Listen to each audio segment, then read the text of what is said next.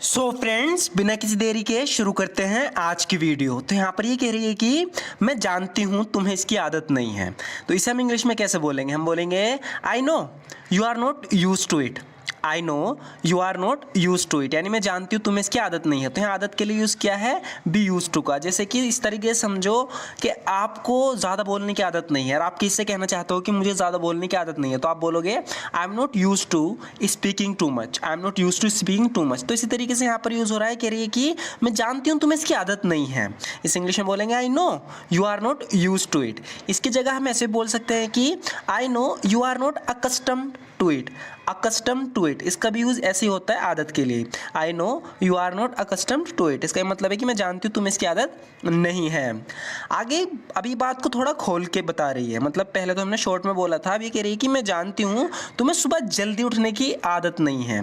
तो कोई लड़का है जो बहुत लेट उठता है, वो छोटा बच्चा है, तो ये समझा रही है कि मैं जानती हूँ तुम्हें सुबह जल्दी उठने की आदत नहीं है। इसे इंग्लिश में बोलेंगे I know you are not use to waking up early in the morning.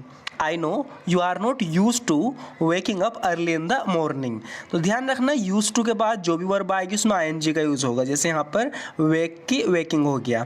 I know you are not use to waking up early in the morning, मैं जानती हूँ तुम्हें सुबह जल्दी उठने की आदत नहीं है।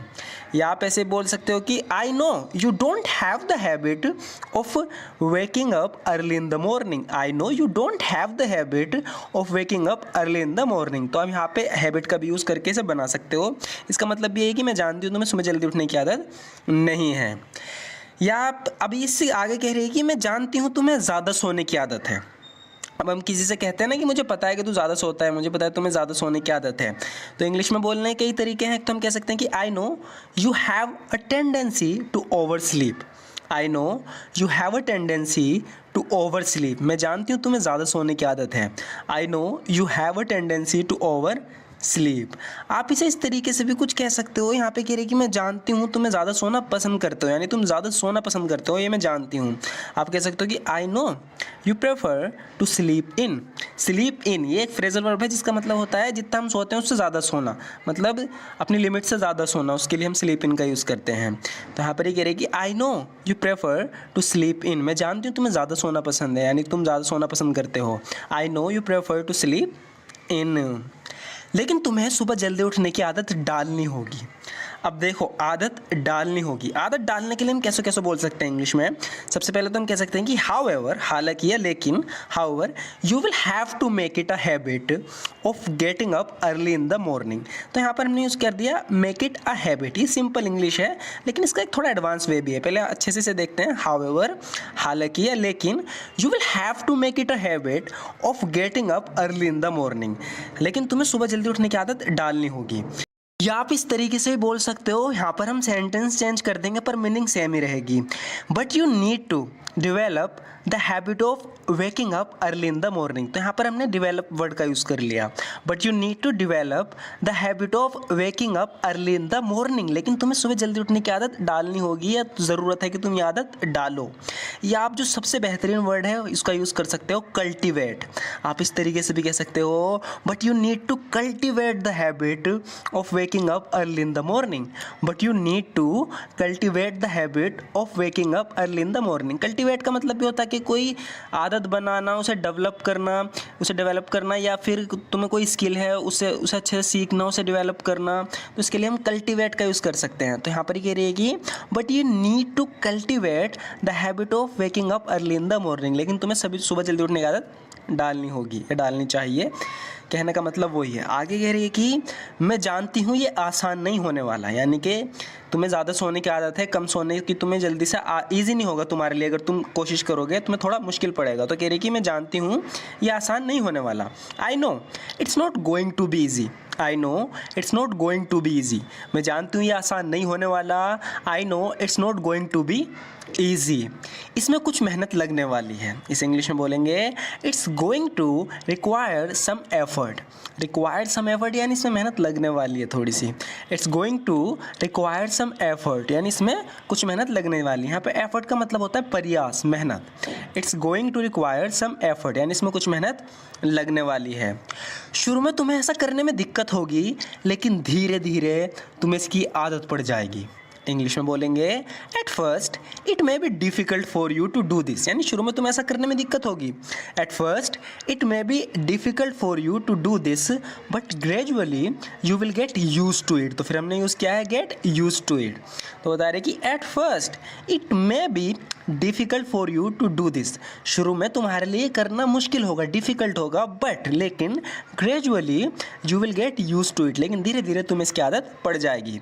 या आप इस सेंटेंस को थोड़ा चेंज कर दो तो आप इस तरीके से कह सकते हो कि in the beginning it may B challenging, यहाँ पर हमने चैलेंजिंग वर्ड का यूज़ किया है, ये काफ़ी अट्रैक्टिव लग रहा है इसमें। In the beginning it may B challenging for you but eventually, यहाँ पे बताया जा रहा है कि शुरुआत में तुम्हें मुश्किल लग सकता है। In the beginning it may B challenging for you but eventually, लेकिन आखिर में, अंत में, it will become a habit for you, ये तुम्हारे लिए एक आदत बन जाएगी। In the beginning it may B challenging for you but eventually it will become a habit for you, शुरू में तुम्हें थोड़ा मुश्किल लग सकता है, चैलेंजिंग लग सकता है, लेकिन अंत में तो इससे तुम्हारी आदत बन जाएगी। या आप इस फ्रेजल वर्ब का यूज़ करके इसकी शुरुआत कर सकते हो, स्टार्टिंग आउट। स्टार्टिंग आउट का मतलब होता है शुरू में, शुरुआत में किस चीज़ को शुरू करते हैं, स्टार्टिंग आउट, यानी शुरुआत में। You may have difficulty with this, तुम्हें इसके साथ डिफिकल्टी हो सकती है, बट विद टाइम, लेकिन समय के साथ साथ you will become accustomed to it. मैंने बताया था शुरू में अकस्टम्ड टू इट का मतलब है कि तुम्हें इसकी आदत हो जाएगी। अगर तुम किसी काम को मन लगाकर करते हो तो मुश्किल से मुश्किल काम भी आसान हो जाता है। इंग्लिश में बोलेंगे if you do any work with dedication, यहाँ पर हम डेडिकेशन वर्ड का यूज़ करेंगे। If you do any work with dedication, यानी अगर तुम किसी काम को मन लगाकर करते हो, डेडिकेट होकर करते हो। If you do any work with dedication even the most difficult task becomes easy, even the most difficult task becomes easy का मतलब है कि मुश्किल से मुश्किल काम भी आसान हो जाता है। if you do any work with dedication even the most difficult task becomes easy। मुझे उम्मीद है तुम मेरी बात समझ रहे होंगे। इंग्लिश में बोलेंगे I hope you understand what I am saying। I hope you understand what I am saying. तो जब भी हम किसी को कुछ बता रहे हैं, हम कह रहे हैं कि उम्मीद करते हैं कि तुम हमें समझ रहे होंगे, तो हम ऐसे नहीं बोलेंगे आई एम होपिंग, नहीं, हम ऐसे बोलेंगे कि आई hope you understand what I am saying. I hope you understand what I am saying, मुझे उम्मीद है कि तुम मेरी बात समझ रहे होंगे। या आगे बोल रहे हैं कि मुझे उम्मीद है तुम मेरी बात समझ रहे होंगे, थोड़ा बदल के हम इसे बोल सकते हैं कि I believe you grasp my meaning. Grasp का मतलब भी होता है समझना, है ना, इसका यूज़ भी हम करते हैं समझने के लिए। I believe you grasp my meaning, यहाँ पर जो कह रही है कि मैं जो कह रही हूँ तुम उसकी मीनिंग समझ रहे होंगे, मुझे ऐसा बिलीव है, मेरा ऐसा मानना है। आई बिलीव, मेरा ऐसा विश्वास है। I believe you grasp my meaning, मुझे उम्मीद है तुम अब से सुबह जल्दी उठोगे। इंग्लिश में बोलेंगे I hope you wake up early from now on. I hope you wake up early from now on, मुझे उम्मीद है कि तुम अब से सुबह जल्दी उठोगे। I hope you wake up early from now on, मुझे उम्मीद है कि तुम कल सुबह से जल्दी उठोगे। ऐसे बोल सकते हैं कि आई hope you get up early tomorrow morning. I hope you get up early tomorrow morning, यानी कल सुबह तुम जल्दी उठोगे, मेरी ऐसी उम्मीद है। I hope you get up early tomorrow morning, मुझे उम्मीद है कि कल सुबह तुम जल्दी उठोगे। I hope you get up early tomorrow morning. So friends, आज की वीडियो में बस इतना ही। आपको ये वीडियो कैसी लगी ज़रूर बताना, वीडियो अच्छी लगी तो लाइक ज़रूर कर देना। Thank you so much for watching this video friends.